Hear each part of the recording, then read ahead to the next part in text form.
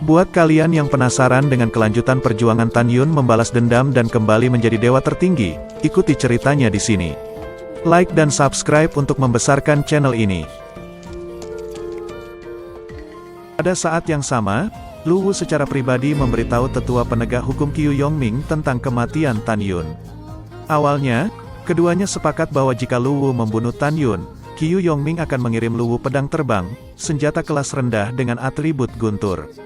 Namun, mengingat Shen Subing bertekad untuk menemukan si pembunuh, Lu Wu memberitahu Qiu Yongming bahwa kematian Tan Yun tidak ada hubungannya dengan dia sehingga pedang terbang belum diterima. Dalam setengah bulan ini, para kepala divisi gerbang dalam secara alami mendengar kematian Tan Yun dan pencapaian Tan Yun di lantai 108 pagoda ruang waktu terbaik lebih dari 3 bulan yang lalu. 8 kepala divisi terkejut, karena mereka akhirnya menyadari bahwa Tan Yun tidaklah sia-sia, tetapi seorang jenius berbakat yang dilahirkan langit. Di masa depan, akan ada topik untuk dibicarakan ketika mereka melihat Shen Subing.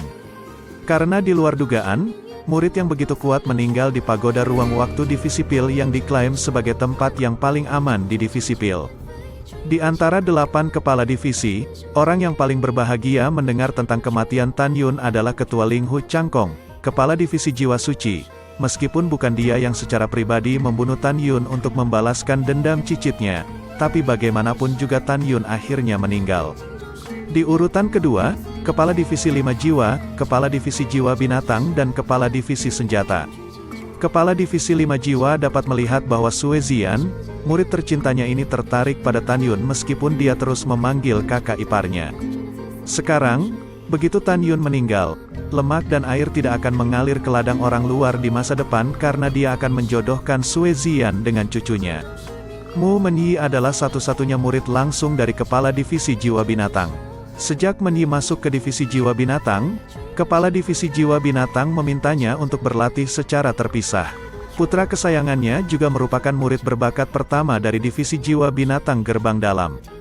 Dia sudah lama ingin menikahkan Menyi dengan putra kesayangannya itu. Hanya saja dia tahu bahwa Menyi adalah tunangan Tan Yun, dan dia tidak bisa memisahkan Menyi dan Tan Yun. Tapi sekarang Tan Yun sudah mati, dia sekarang tinggal menunggu Menyi keluar dari retreat dan menjodohkan Menyi dengan putranya juga. Sementara di tempat Ketua Murong mencibir, lebih baik jika Tan Yun mati, sehingga dia tidak perlu menyentuh muridku Xiao di masa depan. Xiao adalah kebanggaan surga dan akan menjadi andalan divisiku di masa depan. Jika Tan Yun merayunya ke divisi Pil, aku tidak akan mendapatkan apa-apa. Ketika para kepala divisi memikirkannya, Murong Hong, penatua kedua dari divisi Jiwa Binatang, selalu marah ketika memikirkan Murong Kun, satu-satunya cucunya, yang dibunuh oleh Tan Yun. Sekarang ketika dia mengetahui bahwa Tan Yun sudah mati, dia mabuk, seperti kehilangan akal sehatnya, dan meneriakkan nama cucunya di puncak. Bintang-bintang redup, bulan redup, dan kunang-kunang kecil bersinar di langit malam. Di tempat lain di Gunung Changling, kau tidak diterima di sini, kau pergilah, teriak murid-murid. Pergi, kau tidak diterima di sini. Kakak senior Tan tidak membutuhkanmu untuk mendoakannya, ucap murid yang lain. Di puncak tinggi, di samping makam Tan Yun, Daniel dan puluhan murid taman obat menatapnya dengan tajam. Seorang pria muda berjubah putih yang datang dari perjalanan santai mengekspor satu demi satu. Seorang pria muda berjubah putih, dengan kipas lipat di tangannya dan hidung menghadap ke langit, menjijikkan. Orang ini bukan orang lain. Ini benar-benar Pang He yang pukuli Tan Yun berulang kali. Saat ini, Pang He masih berada di belakang 10 adik laki-laki yang berpura-pura kuat. Kau, apa yang kau inginkan? Daniel berkata, kau tidak berani datang ketika kakak senior Tan ada di sana. Apa maksudmu dengan datang sekarang? Dan juga, kepala divisi pernah berkata bahwa tidak ada yang boleh bersikap kasar kepada murid-murid kita di kebun obat. Jangan berani-berani menyentuh kami lagi. Mendengar perkataan itu, Pang He mengubah wajahnya dan berkata sambil tersenyum, aku hanya ingin menaruh dupa di atas Tan Yun dan pergi. Jika kau menghentikan aku lagi, jangan salahkan aku karena tidak sopan. Minggir, teriak 10 adik laki-laki di belakangnya. Semua murid obat kemudian membiarkannya. Pang He langsung pergi ke kuburan Tan Yun, berjongkok dan berkata dengan sinis, Tan Yun, bukankah kau benar-benar hebat? Bukankah kau yang memukuliku sampai 2 kali? Kau sangat dikagumi. Bagaimana kau bisa mati secepat ini? Sekarang apa kau bisa memukulku lagi? Kau sangat dikagumi. Bagaimana kau bisa mati secepat ini? Sekarang apa kau bisa memukulku lagi? Bajingan rendahan sepertimu berani memukuliku. Aku katakan, jika kau tidak mati, aku akan mematahkanmu 2 kali. Kau pantas mati, ucap Pang He. Pang He meludah 3 kali ke kuburan. Kemudian dia bangkit, memandang Daniel dan yang lainnya, dan berkata sambil tersenyum, Tan Yun adalah contoh yang baik. Semakin dibenci, semakin cepat dia mati. Saudara-saudara, ayo pergi, ucap Pang He.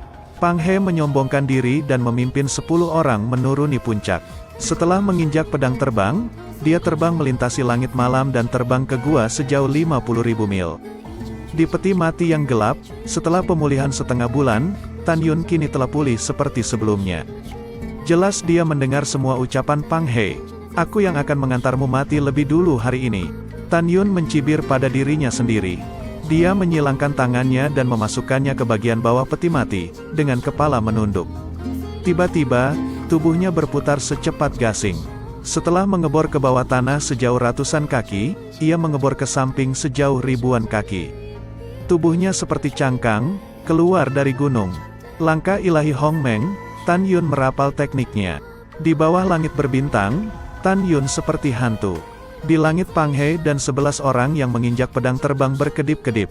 Setelah terbang melintasi langit, Tan Yun segera mengenakan penyamarannya dalam nafas dingin kura-kuranya, menggunakan pedang terbang dan dengan tenang mengunci 11 orang dengan energi spiritualnya dan mulai mengejar mereka. Setengah jam kemudian, ketika 11 orang terbang 3.000 mil jauhnya dari Gunung Changling, Tan Yun menginjak pedang terbang dan tiba-tiba muncul di depan 11 orang. Dia melambaikan tangannya dan 10 pedang keluar pada saat yang bersamaan. Cahaya darah tiba-tiba terpancar, dan 10 kepala terpenggal dari tubuhnya, dan tubuh tanpa kepala jatuh dari pedang terbang. Siapa kau? Suara ketakutan Pang He saat tiba-tiba dia berhenti, tapi dia dicekik oleh Tan Yun. Bajingan, kau perhatikan dengan baik siapa kakek ini. Suara ketidakpedulian terdengar, dan Tan Yun membuka penyamarannya. Kau tidak mati, ucap Pang He ketika dia melihat penampilan orang ini. Matanya melotot dan dia ketakutan. Karena Tan Yun mencekik lehernya, dia ragu-ragu dan tidak bisa mengeluarkan suara. Dia terus menggelengkan kepalanya. Ketakutan akan kematian memenuhi hatinya. Matanya yang berkaca-kaca menatap Tan Yun, penuh permohonan. Kenapa? Sekarang mohon belas kasihan, ucap Tan Yun menguraikan senyum kejam. Tadi di Gunung Changling kau baru saja terlihat sangat bangga dengan kematianku. Aku tahu, aku salah, ucap Pang He mencoba yang terbaik untuk mengeluarkan 5 kata di tenggorokannya. Kalau begitu kau pergilah ke neraka dan perlahan-lahan mengakui kesalahanmu. Ucap Tan Yun tersenyum muram. Mata surgawi Hong Meng-nya memancarkan cahaya merah aneh di mata bintangnya, menatap Pang He. Pang He tiba-tiba lesu. Jawab aku, apakah pamanmu Pang Siyuan yang menyerangku saat subuh setengah bulan yang lalu? Tanya Tan Yun. Aku tidak tahu, jawab Pang He. Mendengar perkataan itu, Tan Yun memancarkan cahaya terang di matanya. Lepaskan jubahmu. Ya. Setelah Pang He melepas jubah merahnya, Tan Yun segera memakainya. Setelah Pang He jatuh, pedang Tan Yun menari di atas Pang He. Daging dan darah beterbangan, berkedip, Pang He hampir menjadi kerangka manusia dan mati. Tan Yun membawa tulang-tulang itu dan dengan cepat kembali ke Gunung Changling Xian. Dia mengebor ke dalam gua yang digali ketika dia meninggalkan puncak. Dia kembali ke peti mati dan merapikan tulang-tulang itu di dalam peti mati. Tan Yun mengebor di luar gunung di sepanjang saluran di gunung dan menghancurkan koridor di belakang. Tan Yun melesat keluar dari Gunung Peri Changling, mengenakan jubah alkemis dan benang dingin nafas kura-kura, dan terbang dengan kecepatan tinggi menuju kelompok Gunung Peri tempat para murid dari Penatua ketiga tinggal. Pada saat yang sama, di Gunung Peri Bingking dan Aula Bingking. Nona, kau belum tidur selama setengah bulan. Kematian Tan Yun memang harus diselidiki, tetapi kau juga harus menjaga tubuhmu. Sen King Feng menatap Sen Subing dengan mata merah dan berkata dengan kasihan. Ya, Nona, ucap Sen Wende bergema. Sen Subing menggelengkan kepalanya, dan memikirkan rasa bersalah yang mendalam. Jika si pembunuhnya belum diketahui selama sehari juga aku tidak akan merasa nyaman. Sejujurnya, dalam 30 tahun sejak aku menjadi kepala divisi, aku tidak pernah merasa kasihan kepada siapapun atau merasa bersalah kepada murid manapun, tetapi aku penuh rasa bersalah untuk Tan Yun. Ucap Sen Subing. Sen Subing berjalan keluar dari aula Bingking sendirian, mengangkat kepalanya sedikit, menatap langit berbintang yang luas, dan giginya terbuka dengan lembut. Nada suaranya sedih. Dulu ketika seorang jenius tak tertandingi naik ke lantai 108 dari pagoda ruang waktu terbaik di depan mataku. Aku tidak menghargainya. Jika surga memberi aku kesempatan lagi, aku akan menganggapnya sebagai murid pribadiku, melindunginya dan membiarkannya tumbuh dewasa. Namun, ini sudah terlambat. Ini adalah kesalahan terbesar yang dibuat Sen Subing sejak hidupnya hingga hari ini. Jika aku tidak menemukan pembunuhnya, aku benar-benar gelisah, ucapnya. 4 jam kemudian, pada pergantian siang dan malam, Tan Yun terbang di atas langit, mendarat di puncak gunung masuk ke sebuah gua. "Siapa kau?" tanya seorang murid kultivator Rana Jiwa Janin. Baru saja membuka mulutnya, dan dia melihat sepasang pupil merah aneh di hadapannya sangat mempesona. Tiba-tiba, pria itu mati rasa. Tan Yun menggunakan mata Hong Meng kepadanya. "Katakan di mana Gunung Peri Sun Abe?" tanya Tan Yun. "Ribuan mil di timur," suara murid baru diucapkan dan dia kemudian mendapatkan kembali kesadarannya, dan menggelengkan kepalanya dalam kebingungan. "Apa-apaan? Sepertinya aku melihat bayangan gelap." Murid itu menggosok matanya, dan penglihatannya kosong. "Sepertinya aku terlalu lelah. Aku akan tidur dulu." Pria ini tidur dengan menutup kepalanya. 1000 mil jauhnya, di puncak Gunung Peri, Sun Abe, yang kehilangan 2 kakinya, sedang berkonsentrasi untuk memanipulasi api kehidupannya untuk memurnikan pil. Sekarang dia telah kehilangan kakinya, satu-satunya keyakinannya adalah dipromosikan ke alkemis hebat tingkat menengah sesegera mungkin. Setelah dia terlihat senanga karena dia akan menemukan cara untuk menyambung kembali kakinya di masa depan. Tiba-tiba, ada fluktuasi ruang di dalam gua. Sun Abe terkejut, penghalang isolasi suara, gumamnya. "Siapa kau?" Begitu Sun Abe membuka mulutnya, nyala api ungu menyembur ke dalam dirinya dari luar gua. "Ah tidak," teriak Sun Abe berguling dan meratap di tanah dalam api. "Siapa kau? Tolong biarkan aku pergi, maafkan aku." Saat dia berguling, kekuatan spiritualnya yang kuat mengalir ke tubuhnya, mencoba menahan api yang membara. Dia tidak bisa menyingkirkan api ungu. Dia tahu bahwa begitu dia melepaskan perlawanan penuhnya, dia akan dibakar hidup-hidup dalam sekejap. Tetapi sangat disayangkan bahwa kekuatan spiritualnya dengan cepat runtuh dalam api. Pada kecepatan ini, dia akan terbang menjadi abu dan memusnahkan. "Cucu Abe, kita bertemu lagi." Suara bayangan gelap perlahan memasuki gua dan berjalan ke api ungu. "Senior, tolong biarkan junior ini hidup. Generasi muda tidak memiliki masalah denganmu.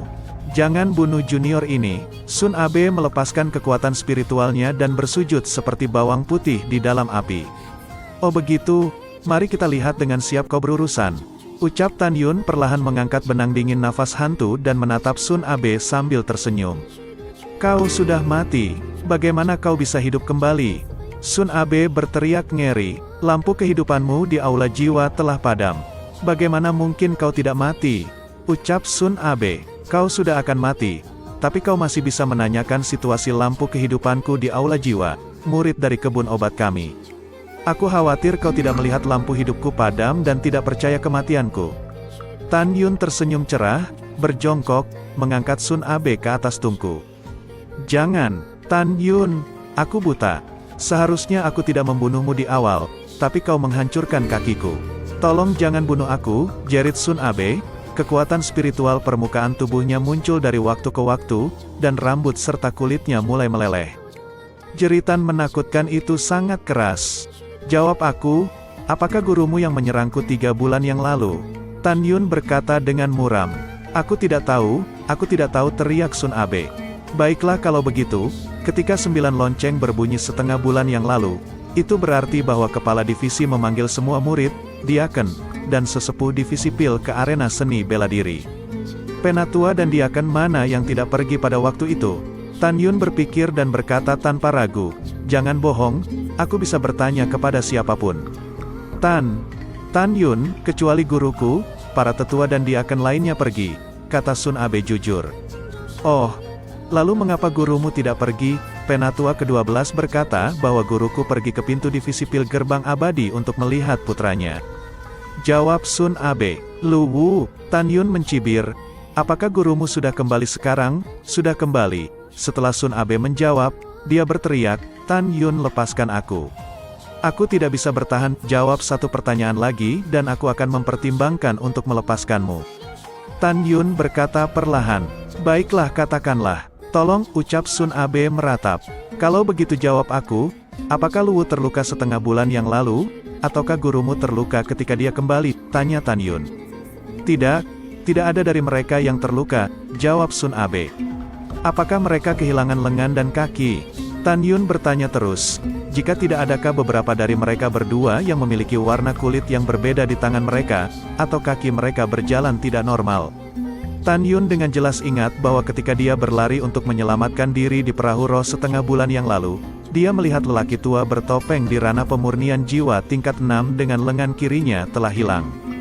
Dia meledakkan 3 rune badai Feris, 1 rune pembunuh sangkar ruang angkasa, 1 rune pemusnah kematian, dan 5 rune serangan tahap harta karun kelas menengah, dan lengan kiri lelaki tua itu pasti akan hancur.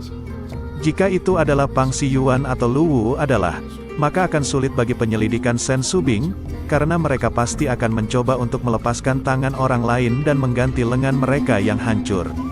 Karena itu, Tan Yun bertanya, Tan Yun, mereka berdua tampak normal. Ucap Sun Abe berteriak jujur. Untuk berjaga-jaga, Tan Yun memadamkan api Hong Meng dan melemparkan Sun Abe ke tanah. Tidak ada keraguan, berikan aku memori penglihatanmu pada Luwu dan Pang Siyuan baru-baru ini. Iya, Sun Abe, yang telah terbakar segera melepaskan kesadaran spiritualnya dan memadatkan ingatannya terakhir saat dia melihat Luwu dan Pang Siyuan. Tan Yun dengan hati-hati mengamati tangan kiri Luwu dan Pang Siyuan, tetapi melihat bahwa tidak ada perbedaan antara tangan kiri dan tangan kanan mereka, dan mereka masih penuh kerutan. Apakah aku benar-benar salah? Apakah bukan keduanya yang menyerangku? Gumam Tan Yun. Tiba-tiba dia menemukan sesuatu saat dia terus mengamatinya. Cahaya menerobos pupilnya. Pang Siyuan, ternyata itu benar kau orangnya, ucap Tan Yun. Oke, sampai di sini dulu ceritanya, lanjut ke part selanjutnya. Admin mengucapkan terima kasih yang sebesar-besarnya, semoga rezeki kalian dilancarkan juga.